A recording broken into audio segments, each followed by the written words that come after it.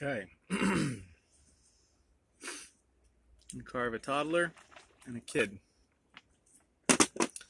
But first, I'm going to sharpen. Gotta look for a place to put my stuff. So, hi everyone.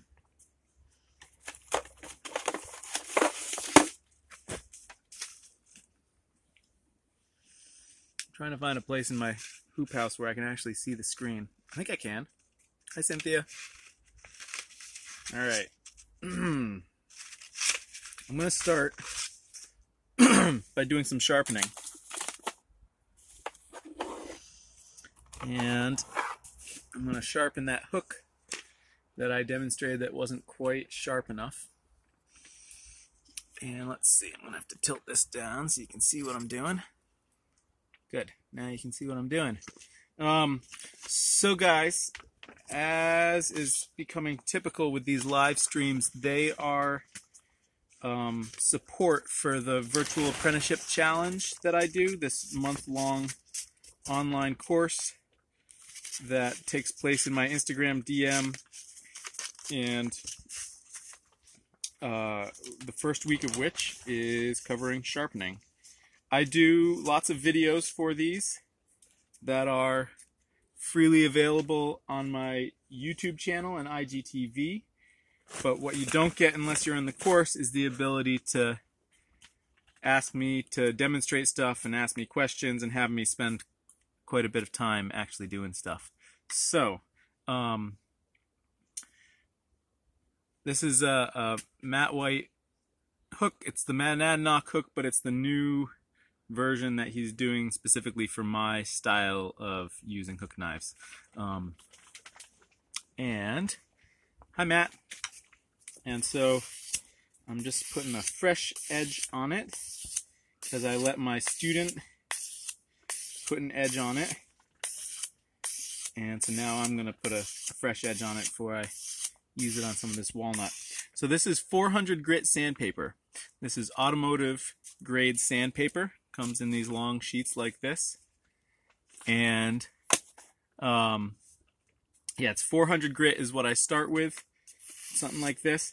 And you'll notice that this block here allows the dowel to remain flat on the two tracks of this hook knife here and here, even as it rocks slightly. If I held it flat like this, the problem with that is that then my dowel has to be absolutely perfect for it to be truly flat on those two bevels, whereas if I hold it up like this and allow it to rock slightly and allow the dowel to ride and rock with it, then it stays perfectly flat on those two bevels, and that allows me to hold a consistent angle over time. So the motion is a push and a twist. The push gets you from this end to this end, and the twist gets you from this end to this end. You need both at the same time. So it's a push and a twist, push and a twist. And you'll see I'm slightly rocking my hand up here. But a lot of that push motion is coming from rotating my hand. Yep, I'm got a nice relaxed hands in both instances. You'll notice that I've got the sandpaper on one side of the dowel, so it can just come up against my palm here and helps me keep this hand relaxed as well. You don't want to have a Vulcan death grip on any of the parts because your hands just won't last. So all I'm doing is I'm doing this until I feel a burr on the underside, and I'll feel for it like this.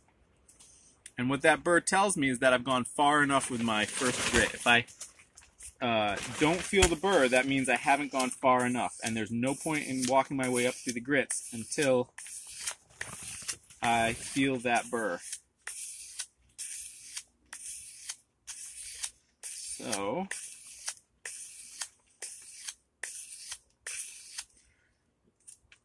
the other thing is that when the sandpaper gets worn down like this and you can feel that it's not as rough, it's worth switching. In this case, I'm just going to roll it up on the other side. Because the sandpaper, there's nothing magic about that number of the sandpaper. What really matters is how rough the grit actually is, and it will wear out with just a few passes. So you want to make sure that you use a nice fresh sandpaper for the fastest possible results. If you're using a 400 grit piece of sandpaper that's been all worn down, guess what? It's not 400 grit. So here we are. That feels much more aggressive. And I'm feeling for the burr. I can feel the burr back here. Yeah, it's nice and strong, but it's not quite at the tip. So I'm going to do a little more and make sure that I get it all the way at the tip. The nice thing about feeling for the burr is that it gives you really accurate feedback on exactly where has gone far enough and where you haven't gone far enough, so that you can make sure that you are getting the entirety of the blade as far as it needs to go. I'm going to rock this hand a little more to make sure I get that tip with each go. And it's the push motion that really produces that burr for you to feel. So you want to make sure you have plenty of that push motion in each stroke. There we go. This is why these rail system knives are so great, is that they're reliable to sharpen. There's much less guesswork with them on how to get the right angle, how to maintain the correct angle, and when you have gone far enough with these than there is with hook knives that don't have the rails and have an outer bevel. Okay, so now I have a nice strong burr all along it. Very good. So now, where's my where's the sheath? Here it is. So now I'm going to, hey Chet, I started with 400 grit. Yeah, Matt, it was dull. It was dull from doing that walnut ladle, and then I let a student have a whack at sharpening it.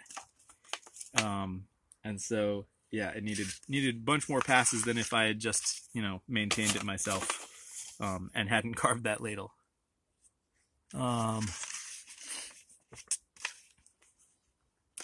Okay, so now I'm going up to 800 grit. And I'm wrapping it around this dowel fairly tightly. And I like this because doing it this way as opposed to the long way, which is I know what Matt does, is a good way to use up this little bit at the end of the sandpaper that you can't use when you are when you have it wrapped around the block to sharpen your Sloyd knife. So it's a good way of using up the last little bits of the sandpaper. Details on when you can pick up a good hook knife. Matt White, right there.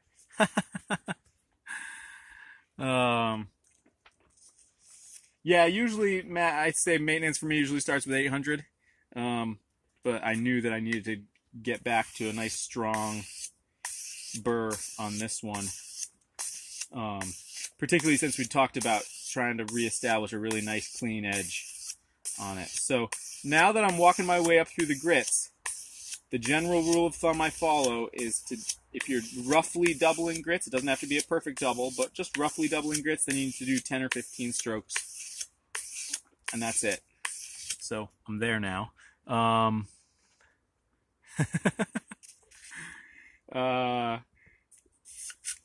And so now I'm going to go up to 2,000. So from 800 to 2,000 is close enough to doubling that I'll just do 10 or 15 more strokes. You can certainly hop more than double the grits. You just need to do more passes that way, because it's all about replacing the coarser scratch marks with the finer scratch marks. That's all it is. So obviously if you are more than doubling, then you're just going to need to make more passes, because the sandpaper isn't going to replace those coarser scratch marks as quickly. You could look at the blade under a magnifying glass, I suppose, or a magnifying loupe if you wanted to see if you were done. I've always just done it this way, and it works out great. Again, push and a twist, push and a twist. And by doing it on this block on my knee, it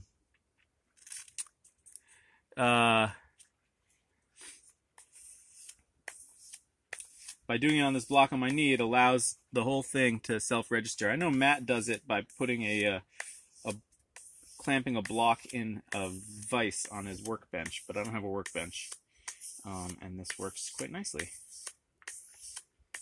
All right, I'm doing more passes than I need to just because I'm chatting. So let's see here. Now we're going to do 3,000. And we're going to do our final ones on the inside, and then I'm going to do, you make me do 400, 1,000, 2,000, 3,000 polish. Yeah, that sounds about right. Hey, Dirk, you should just go to Matt White's website. Go check it out. Yeah, chat. So what happens here, let me just demonstrate this, right? So here's a piece of sandpaper that you can see the middle section is being used to wrap around the block to sharpen sloids, and I'll do that in a second. But you can see there's always this little bit at the end that when I'm shuffling it around, hitting new spots, you can see there's always going to be a little bit at the end that doesn't get used. And so it gets used in this part of the process. And so the simplest thing is just to wrap it up, and there's each piece of sandpaper has two ends, both of which are perfect for this. So as you get into the higher grits, you have to make sure that your form is really on point, because it's going to be so smooth that you're not going to get the feedback of knowing if you are being sloppy and not hitting both rails at once that you get with the coarser grits. So watch your form, make sure it's nice and clean. And then I do this way. You have two in-depth questions. Let's say you carved a few spoons and want to sharpen up. Do you rather go to 1,200 and do many strokes and feel for a burr, or fewer strokes? Disadvantages. Okay, great. So Kim is part of the apprenticeship challenge. I'm encouraging everyone taking part of the apprenticeship challenge who can make it to this live session to make it, and it's just an efficient way for me to answer questions and possibly demonstrate things. So Kim, I always prefer to go down to a lower grit, because I feel like once you get the geometry correct with that lowest grit, it's a couple minutes to walk your way up through the grits. It's really simple. Whereas if you start with too high a grit, you could end up sticking with that higher grit for a long time. And really the enemy when you're sharpening. So let me just demonstrate what I did there. So Matt hates it when I do this, but this is what I do. So I go from this part to this part in the process of going down like this. And the thing I like about this is that I can see exactly when I am right on the edge, because this bevel is not truly flat. If I am sort of flat on the bevel, I can see a gap at the edge, or I could be rounded too hard on the edge. But when I'm perfectly on it, I can see it, and then I just hold that angle, and I can feel the wire edge coming off, the burr coming off, and then I can feel it with my thumb like that it's gone. So Kim, the reason I like to go to the lower grit and then walk my way up is that the thing that gets people, I have come to realize, is repetition of sharpening. That sloppy technique compounded by doing something many, many times is what gets you into trouble with your knives, because every pass you make is an opportunity for you to screw up the original angles that are set by the maker and compound those bevels that you don't want to be compounded. So you want to do as few passes as you can. And that's what I've come to realize, which is why I would recommend that you do a coarser grit and do fewer passes with it and then walk your way up to the grit. Because what you want to avoid is doing 1,200 grit for like half an hour. What size of dowel is it? Gosh, I don't know. It's like maybe 3/4 of an inch dowel. The only thing that matters is that the dowel is narrower than the diameter of your hook knife so that it can fit into the place. So these are the strop sticks that Tom Scandian, Spoon Carving with Tom, makes, and I highly recommend them for hook knives. If you are only going to invest in one type of strop, this is the one I would recommend, because the hook knife, you're asking the hook knife to do much more complicated stuff than a sloyd knife, in that you're asking the hook knife to sort of handle a whole bunch of situations that you don't ask of the sloyd knife. So if you're only going to have one strop, make it a strop stick. So it's the same motion, a push and a twist. I am not going to demonstrate in this live session how I sharpen outside bevel knives, but I did make a YouTube video on how I do it, and you can check it out there. I would recommend that if you're going to spend money on only one piece of kit, spend money on a good hook knife that is as top of the line as you can get, which in my opinion is Matt's, that has these rail systems, because it makes such a huge difference in your ability to maintain the blade. And maintaining the blade is the key. Bigger the dowel, the faster it will go, as long as it fits. Yep. Yeah, that's true. I have a fatter dowel. And why did I switch? I had a fatter dowel, and I switched to this thinner one, I think because the fatter dowel just didn't fit in my toolbox as well. But I should probably consider going back to it.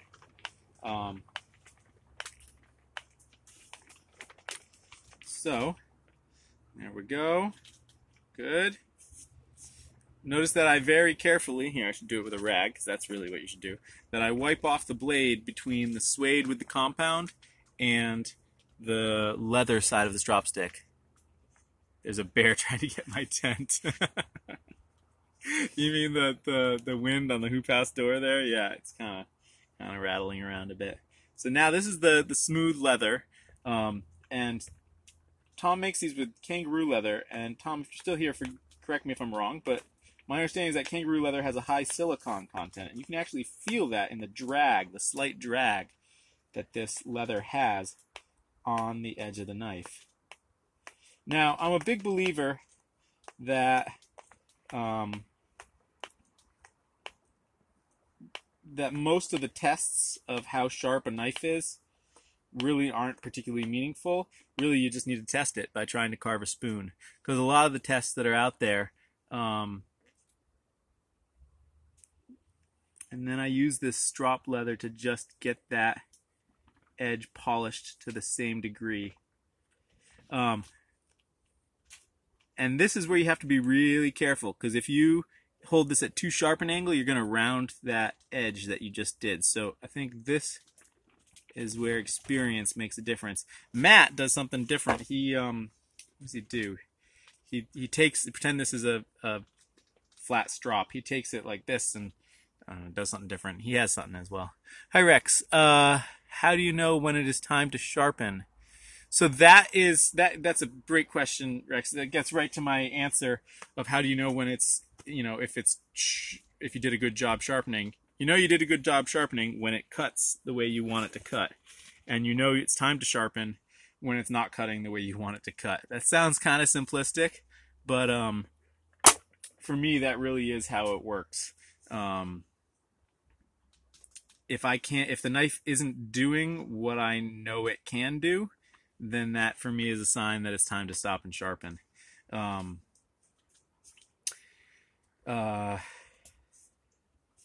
Alright, so now I'm going to do a sloyd knife. And I'm going to do my main sloyd knife just because it's time for it to be touched up. This is the Pro Grind sloyd, again from Matt White. And I'll use those same grits of sandpaper. Well, actually, maybe I'll just start at 800. This doesn't need a ton of work. It's still working well. And I've been trying not to go down to 400 if I don't have to, just because you remove more metal that way. What did you say, Matt? Does it raise a fuzz when you... Does it raise fuzz when you cut pine? Yeah, so what Matt does is he has a piece of soft pine, and he cuts across the pine. And if it can cut something soft like pine and leave a smooth, waxy surface, then you know it's sharp enough to cut everything else. I just go right to carving my spoon, and then I know. The nice thing about my sharpening system is that there's almost no sort of setting it up and taking it down. So if I need to stop mid-spoon and do some sharpening, it's pretty straightforward and easy. So now I'm sharpening with 800 grit because this just doesn't need very much. And the key is paying attention to the connection of the bevel on the... you're saying you can assess your edge with soft wood. They really show you. Yep. So the key is keeping the bevel flat on the sandpaper. You'll notice that my sandpaper is not totally flat, and I found that that is basically completely fine. You don't want to like tent it up super high, but if you pull it down as tight as you can with your fingers. Also notice that I'm using the narrow side, because if you're tempted to use the flat side, you have more pooching from the sandpaper, but also your fingers are going to stick up at some point and you're going to cut them. So I use the narrow side. This is just a block for my kids' building block set, but you could use a nice clean piece of 2x4. Would work fine. You got to make sure it's got smooth edges and all that. So now if this was a blade that I suspected had a bunch of damage, I'd be using the flash method to tell if I was done. And the flash method is where you hold the blade so that the edge is facing some sort of light, and then you twist it so that the bevel is dark and then the bevel is light. Dark, light, dark, light. And right in between the two, if there's a spot where it's all dark but there's just a thin strip of light right at the edge, that's a sign that you still have a little bit of rounding at the edge. And that rounding is catching the light a fraction of a degree before you get to the point where the entire bevel's in light. And the nice thing about that technique is that it shows you exactly where you need to do more work. Similar to how you can feel exactly where you need to do more work with feeling for the burr on hook knives, with the flash method, it shows you, oh, I got everything good except there's a little spot still near the tip that needs some more work. So that's a really helpful method for me to get this done. Again, if anyone is interested in the virtual apprenticeship challenge that I run, it's a month-long course where I do weekly prompts and you do it with a cohort of other people. I'm now booking March. You can go to my website and learn more about it. And then just be in touch if you're interested and like to get on the list. So here we have. Now, as you're going away from yourself, right here, you got to do something. You either need to lift the handle a tiny bit or rotate just a little bit to stay on that bevel, because most people fall off the bevel. As they go forward, they'll all of a sudden rock back, and you can see that gap between the edge and the bevel there. So you have to make sure that as you come around that curve of the tip of the knife, that you're leaning on it just a little bit, leaning forward on it to keep it firmly engaged. You can look at your knife and at the scratch marks, particularly with this lowest grit, and tell if you are guilty of doing that, because the scratch marks will clearly show you, oh, I'm not hitting the tip the way I thought I was. So I've done enough with this grit. Now I'm going to go up to the 2000. Oh, pulling apart all my other sandpaper here. There we go. And like I said before, it's very fast, very simple. I want 10 to 15 passes per side. Now, here's a little extra tip. When you are placing your blade down, place it down on this back spine first, the triangle on the flat cheeks, and then rock onto the bevel.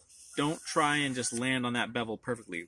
Hit the cheek and then rock onto the bevel. Because if you try and land on that bevel perfectly, guaranteed at least some of the time, you're going to come in at too steep an angle and you're going to dull the edge of your knife against the sandpaper as you touch down and then rock back onto the bevel. So always land on the cheek and then rock forward onto the bevel. Is the sandpaper auto body sandpaper for metal? Yes, it is. Yeah, Rex. I find the easiest thing is to just buy a mix pack that ranges from 400 to 3,000 grit on Amazon. It cost me about $12-13. And my local hardware stores tend not to carry sandpaper above 1,000 grit. So I find it the most cost-effective thing is just to do it that way. So again, sharpening is all about consistency and making sure that you are keeping that bevel flat on the edge. One of the things that I find helps me a lot, and it helps my students a lot, is to make sure I'm not resting my hand on my forearm on my leg. As soon as you rest your forearm on your leg, what happens is that you isolate the movement of this block, and it means that you are more likely to mess up because now the hand holding the knife has to be perfect in order to hold that consistent angle. Whereas if you keep everything up and if you don't rest your forearm on your leg, then you, for some reason, it focuses your mind more closely on the connection between the blade bevel and the sandpaper or the sharpening medium. And so I find it really helpful to keep everything up in the air. You'll also notice that before I bother checking the blade, I always wipe it, because any little bit of dust on the blade can obscure quite easily what's going on. Hi Jan. Hi Rachel. So now I'm doing my 3000 grit, and you'll notice that I'm going towards the blade. You can go away from the blade. I just find it has always worked best for me to go towards the blade with the sandpaper. I also like that it means it doesn't create a burr, because each pass is removing whatever burr might have been created on the opposite side of the previous pass.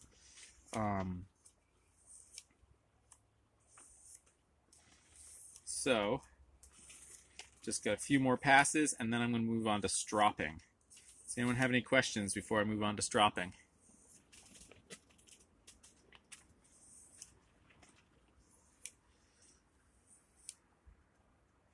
Notice that I'm leading with the handle.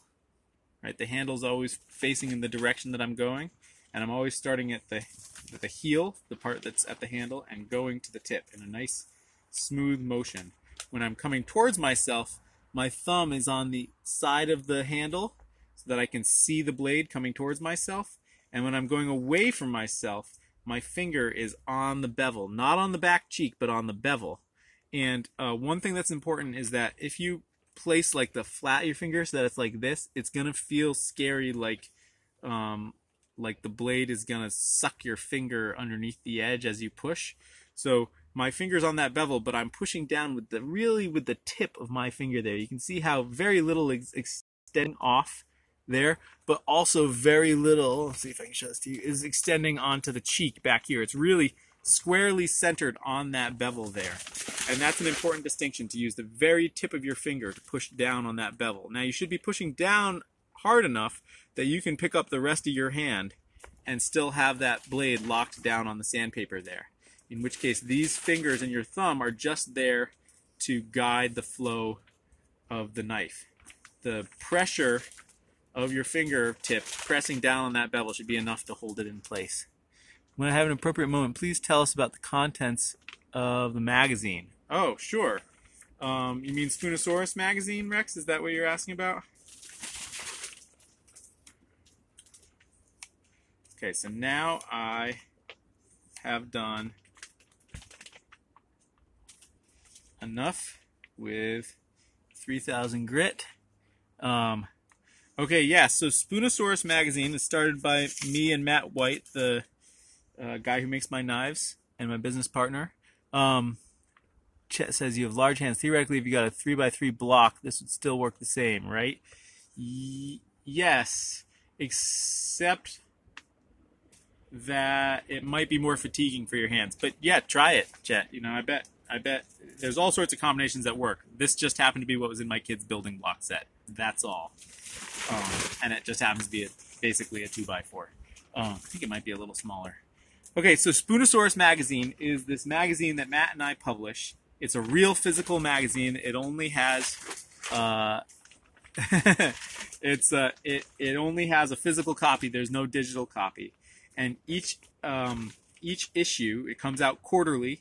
Each issue has a handful of things. The main things are an article that Matt and I write about some aspect of spoon carving. This upcoming issue that comes out in April is going to be on carving the bowl of a spoon and understanding grain flow as you carve the bowl of the spoon.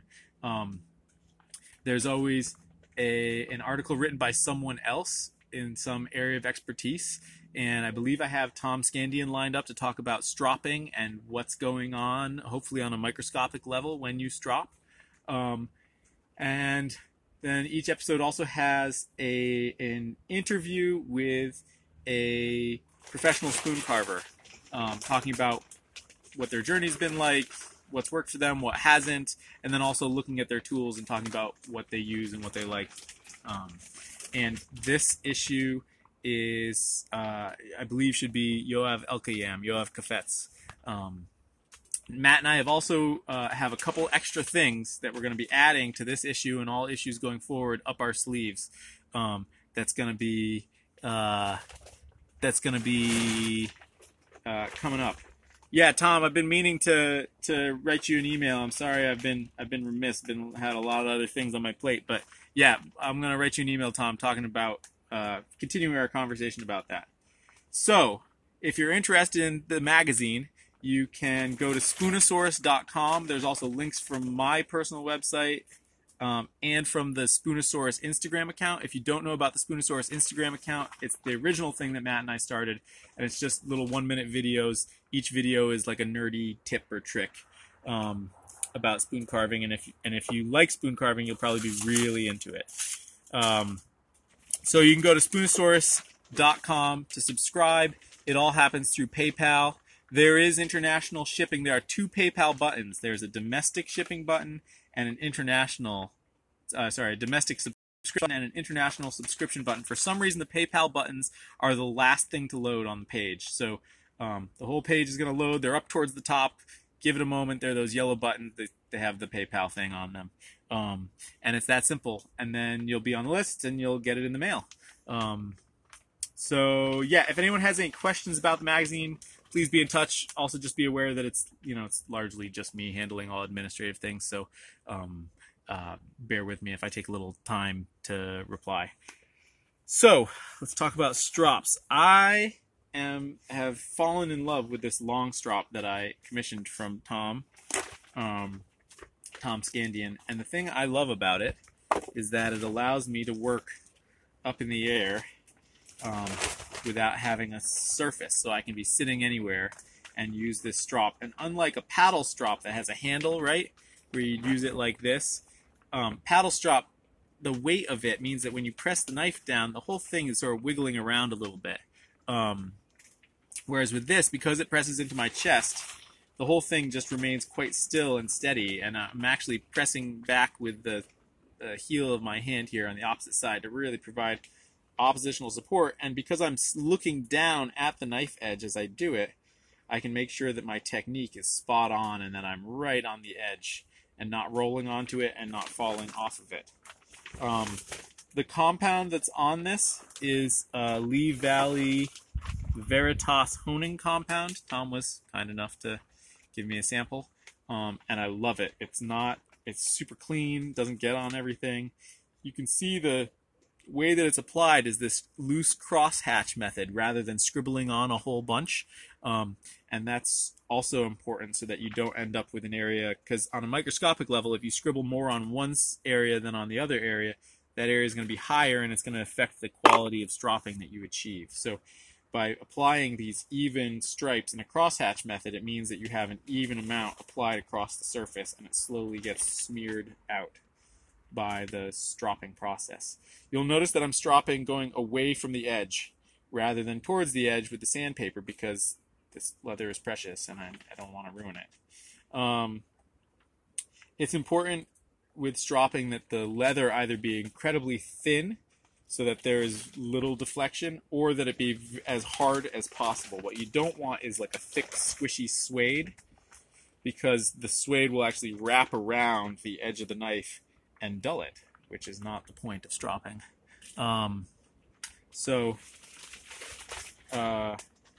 Again, I'm just being real calm and careful, and probably going to do, I don't know, 10 passes or so with this strop. I will say stropping does not make up for poor technique. Poor technique will shine through even a good stropping job. Poor sharpening technique will shine through even a good stropping job and come back to haunt you. So don't think of stropping as making up for not having a grasp of what needs to happen with sharpening. But instead, it should be the icing on the cake. It should be the last step that really takes your edge to that final level that's, incredible. And for a long time, I didn't strop. I just went up to 3,000 grit, and then I finally got a set of strops from Tom, and I grudgingly admitted that my edge was much better and my finish was much cleaner than it had been before. But make sure that your sharpening technique is spot on before you really focus on stropping, because that matters most.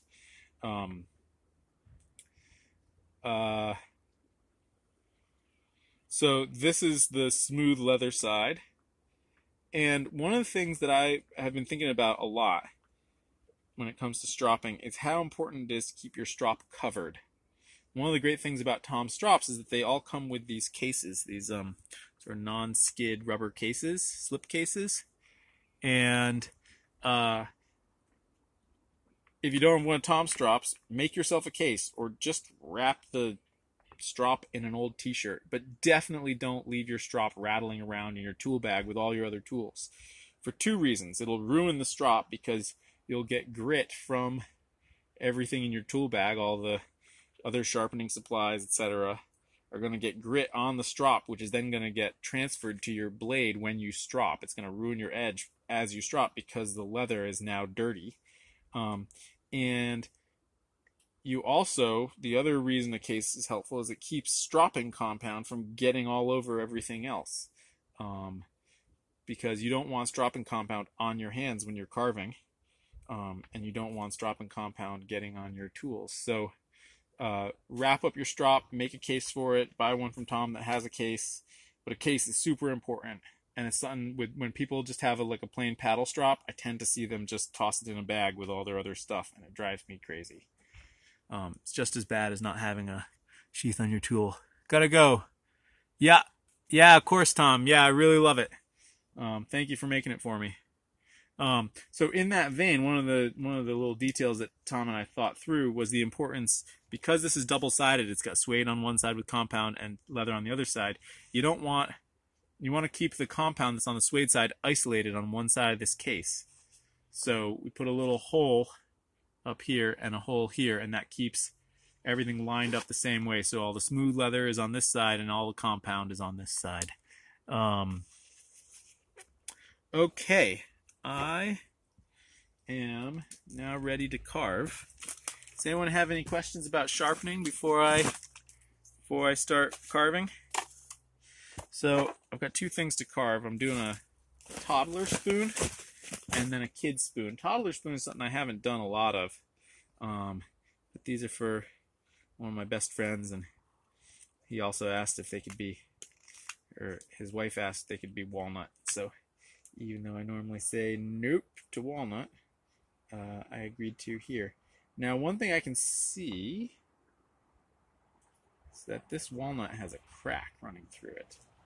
I'm going to work on the other spoon and look at that crack later when I'm not on the clock with you guys.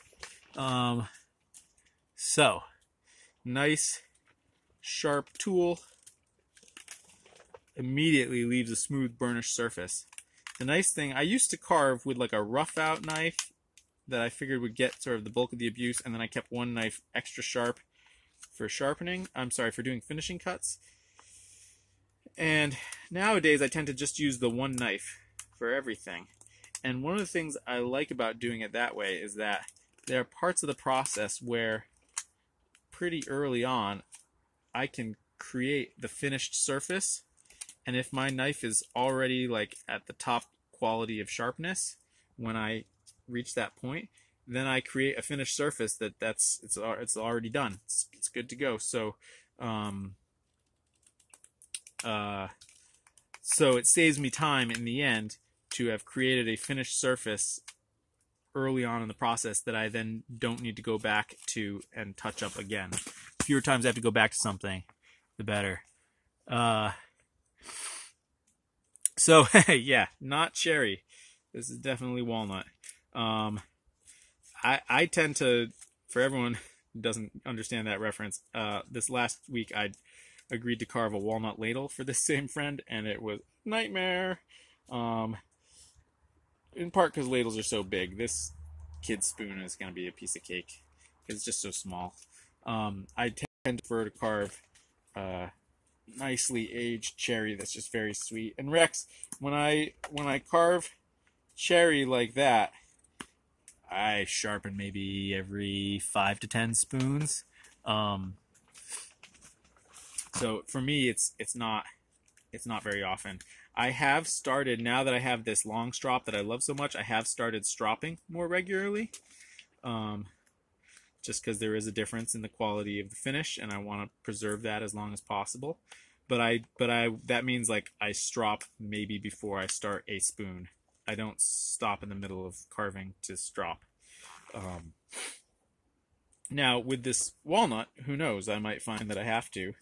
I certainly found with the ladle that the edge on my knives got completely dulled by the time I was partway through. But again, that was so much material that I was removing, and so much cutting across end grain because it was a ladle, and it was just big. So I suspect that won't be the case here. But the nice thing about stropping is that it's just fairly quick and easy, and particularly the one that doesn't have compound on. It's just clean, you know. So you can get in the habit of stropping instead of sharpening and just stropping regularly. I think it's totally worth it. But you got to make sure your technique is good, and you got to make sure that the strop isn't a fluffy suede that's rounding over your edge, because a lot of stropping under those other two conditions, with sloppy technique or suede that's actually not doing you any favors, that's going to end up making your edge duller faster, even while in the moment it will feel like it's doing a good job. It's going to be ruining your edge geometry. So yeah. All right, so I've carved my outline, real simple. Now I'm going to carve the top face. There's a light twist to this, you can see. So I'm going to be removing the twist as I sort of dress up these top faces. Maybe make a little plan here. Because it's a kid's spoon, kids like to hold their spoons like this, and then they switch to holding their spoons like this partway through being a kid. So I want to make sure it works for both. So this is going to have less crank than my eating spoons typically do, and it's going to have basically a straight handle. It's not going to curve this way, because that would keep you from holding it easily this way, and it's not going to have a tail flip because that would keep you from holding it this way. So it's going to have a neutral position. Yeah, this is going to be a kid's spoon. So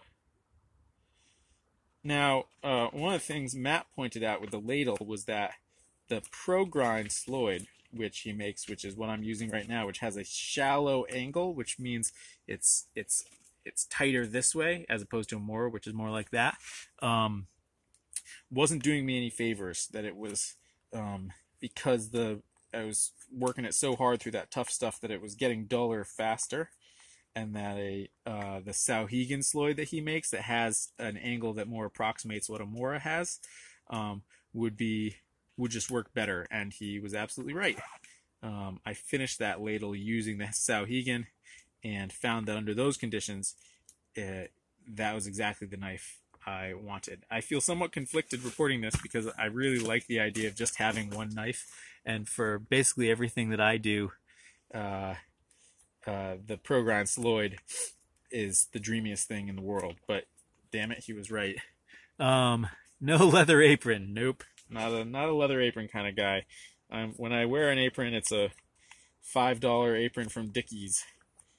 And what I found is that the white of the apron actually makes a really nice backdrop for photos. I originally bought a dark apron and found that it was really messing up my photo game, or that it was just a missed opportunity, that if I had a white apron, that it would give me another good backdrop doing the photos. So one of the things, I still have some dust on my hands. One of the problems of working out here and sharpening first is that I'm not inside and can't wash off my hands. But on the other hand, this is walnut, and it's going to hide all that in a way that cherry would show smudges.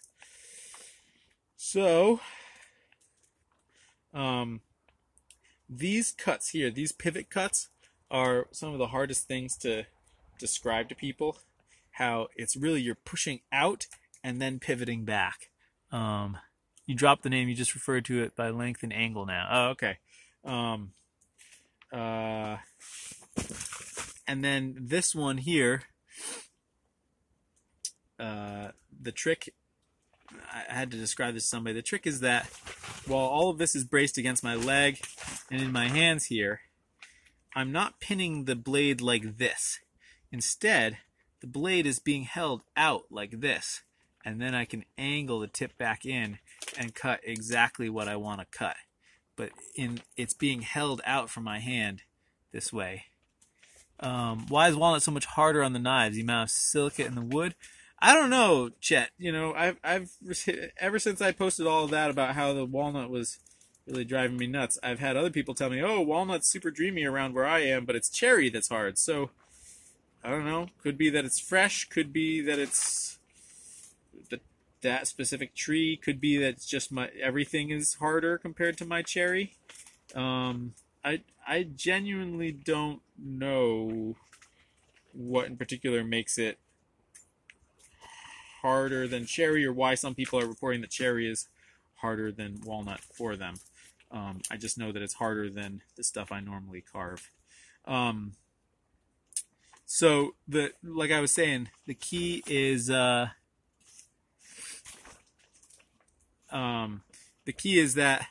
both thumbs are here, and then it's held up off the thing. If you hold this flat like this, you're not going to have nearly the control over what you're trying to do as if you hold everything up and then angle this tip back in. Be careful not to cut yourself. And then again, it's a pivot cut. So you're not going to hit this finger here because you're pivoting. You're actually pulling back on the handle, and you can stop at any time. There's no forward momentum pushing the knife towards your finger. Then to get this last little bit, you tuck your finger underneath, and then it's still holding this up like this, and then just lowering it down. And then it's still a pivot cut. It's pulling back on the handle to create that.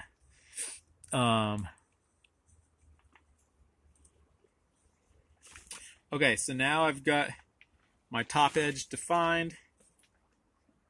I've largely dealt with the twist. Now I'm going to do the bottom. And you'll notice that I'm not trying to take any of these lines to perfection right now. It's just about reducing everything all over so that I'm not trying to do the things that require lots of force, right? Like these cuts are using a lot of force. I only carve green wood, or do I sometimes carve seasoned wood? Rex, I try to be very picky about the wood I carve. So I carve wood that has been lying around in the log for several months. In fact, that might be what's driving me nuts about this walnut, although I think it's just the fact that it's walnut. I like it when wood has been lying around in the log for a number of months, as many months as possible, without it getting overly spalted, because it just relaxes and behaves, and it loses enough moisture that it's easy to carve all in one go. But yet it still carves more easily than seasoned wood would carve. So, alright, so now you'll notice for this cut that I'm actually bracing the knife against my leg and pulling back on the spoon itself. And that gets me a nice clean line and allows me to really powerfully remove a bunch of material. And here I'm just trying to really simply get the line of this handle the way I want it. If I make this too thin, then I'm going to be stuck doing essentially a rectangular handle with just chamfers on the edges. So I want to leave enough material that I can do more of an oval cross section to the handle and not just have it be a rectangle. And then last, on the back shoulders here, I'm going to trim those down. Depending on the type of spoon, I do these differently. Some I leave the shoulder quite wide, like this, and on some I really pull it in tight. It just depends on what it is. Hey, Chuck. So there's that. On a eating spoon like this, I tend to pull it in tight because there's no advantage to leaving it wide like that. I tend to leave it wide on cooking spoons, things where you're going to whack the handle on the side of the pot and you need that extra bit of strength. So I try to have my designs match the actual function that the spoon is going to be performing. And so now you'll notice that I'm reducing the thickness of this rim, but I'm maintaining it at the same time. I'm not completely eliminating this rim.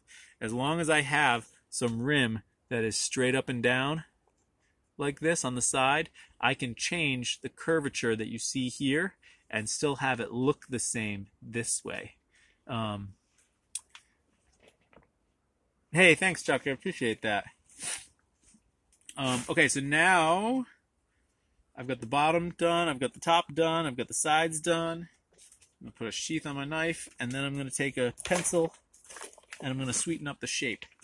And I find it's really helpful for me to use a pencil to do this, because if I try and do it by eye, I inevitably veer off of what I think I'm going to do when I start and end up doing all sorts of crazy stuff, sort of floundering around trying to find my way back to that original form.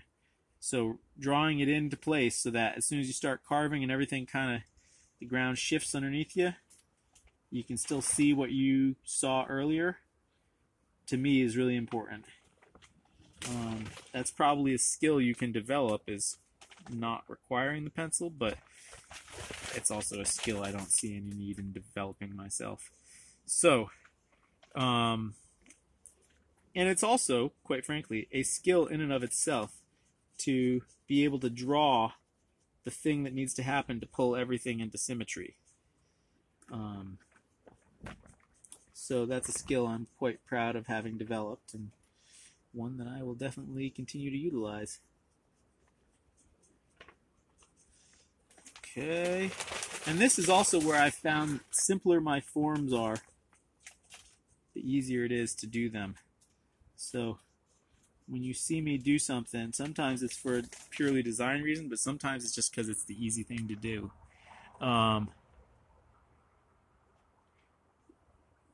You need to share the hook knife trick so I can draw once.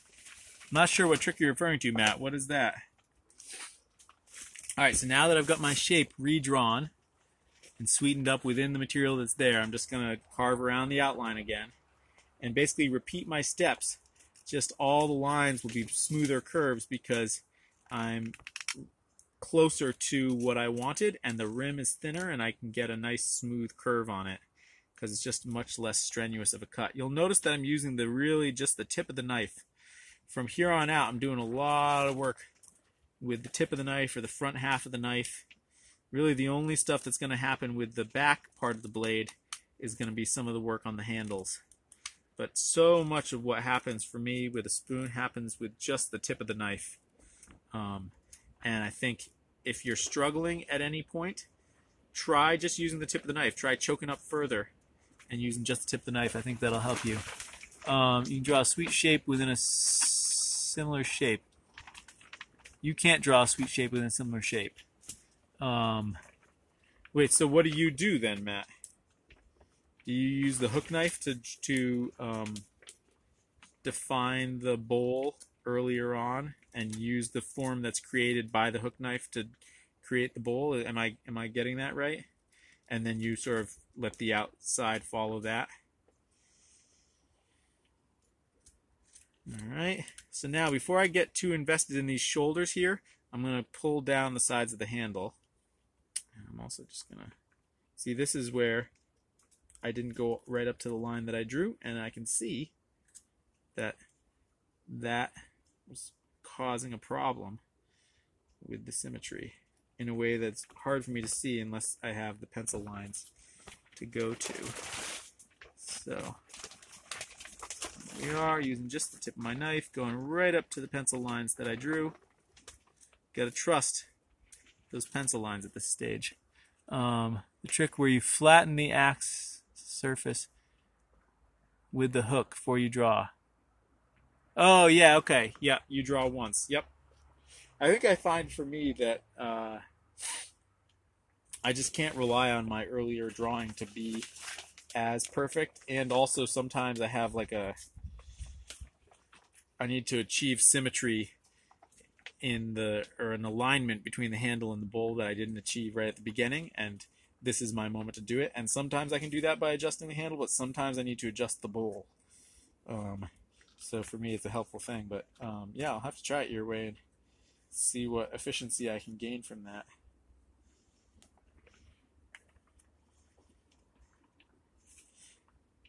If you struggle drawing it once, why drawing it at all?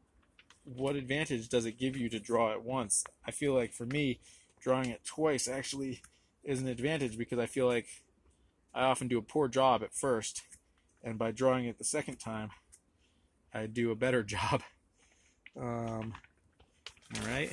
Because this is a kid's spoon, I'm going to leave the neck on the sturdy end. I might thin it down substantially later, but at least right now I'm going to leave it on the thick end. So how I know that my knife is truly sharp is if I can ghost uphill on the sides of the handle here, like I just did, just the tiniest little bit to clean up that grain.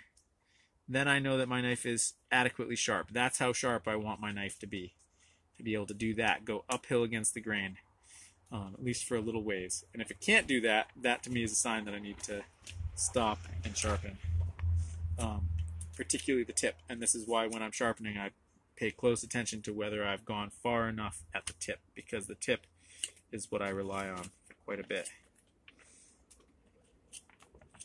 Guys, I think I'm probably going to lose this video soon.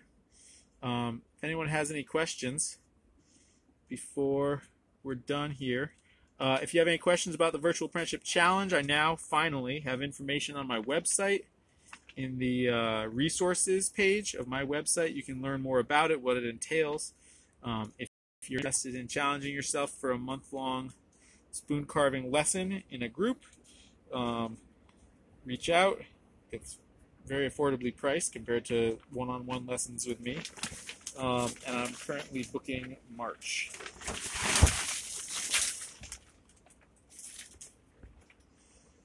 Okay, so now I've got my shape exactly how I like it. Hold on, let me see what Rachel said. So I get the crank fully established before you draw a mat. Oh, that was to Matt. Yeah. Yeah, of course, Rex. Always a pleasure.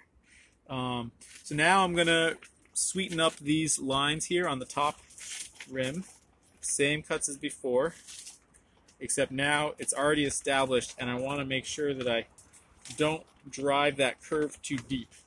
And for how to make it so that I can cut this rim all the way from tip to the back neck, go to the Spoonosaurus Instagram account, and there's a bunch of videos on how to position the bowl within the billet and get the crank right such that you don't end up getting stuck in your rim down there. So, there we go. Now, getting these rims even and equal right off the bat, that just comes with practice. Yeah, of course, Chet. So that just comes with practice. You just need to do it a bunch, and you'll know what it feels like to achieve it. You also want to look at it from this angle and check that these back bits are nicely lined up. Guys, I got 25 seconds left. It's the opposite of a Boy Scout situation. We're prepared. All right, it's always a pleasure. Thanks so much. And if you have any questions, reach out and ask. Always happy to take them. Bye, guys.